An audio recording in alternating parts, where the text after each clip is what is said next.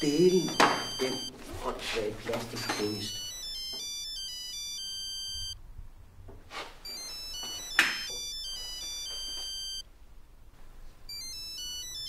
Konrad, er du nu derinde igen? Har du taget min mobiltelefon? Jo, når du ser det, den er nede i min mave.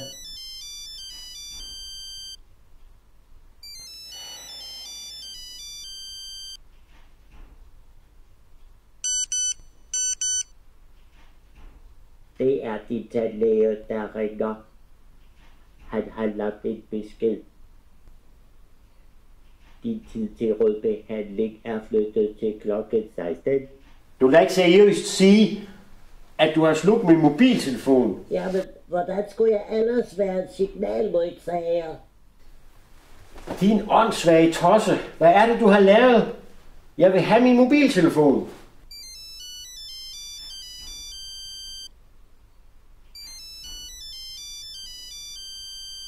Det var bare forkert nummer. Edvard! Edvard!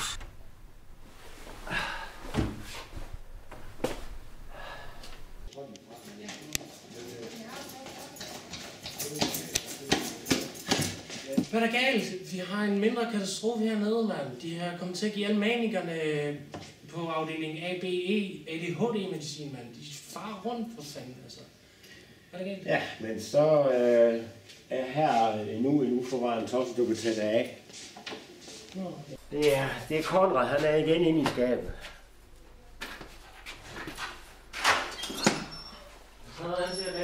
Han ser da roligt nok ud. Ja, men han kan selv fortælle dig, hvor min mobiltelefon den er henne, når du nu følger ham ned på sygeafdelingen. Bare rolig, Dr. Lykke. Jeg skal nok tage med besked.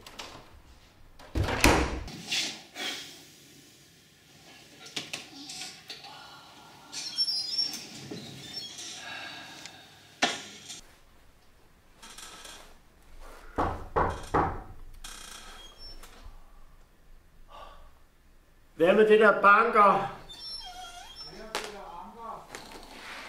Hvad med det der lukker op? Det er Peter Sukkertop. Og hvem er det der kommer ind?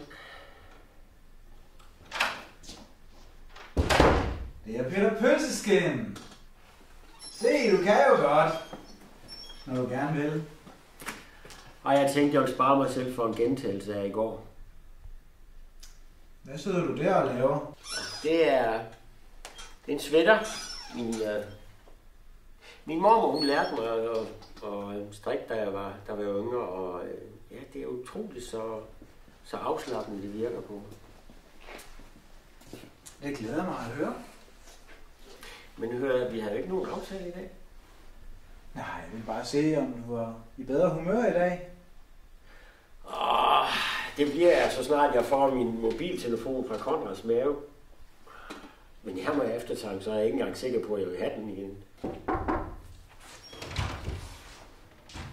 Hej, Dr. H. Sygeplejersken siger, at din mobiltelefon den vil en gang her i eftermiddag passere ud af Konrads mave. Så. Nej, og så siger Konrad, at der er en eller anden, der hedder Ove, der har lagt en besked om, at generalforsamlingsmødet er blevet rykket til den 5. januar. Skønt. Edvard, vil de ikke godt eskortere Nikolaus ned på sit værelse, hvis nu der skulle være flere af de der manikere, der løber rundt derude? Selvfølgelig. Så hvordan kunne han overhovedet sluge en mobiltelefon? Jamen, du kender godt pythonslanger. De kan jo rive deres kæbe af led.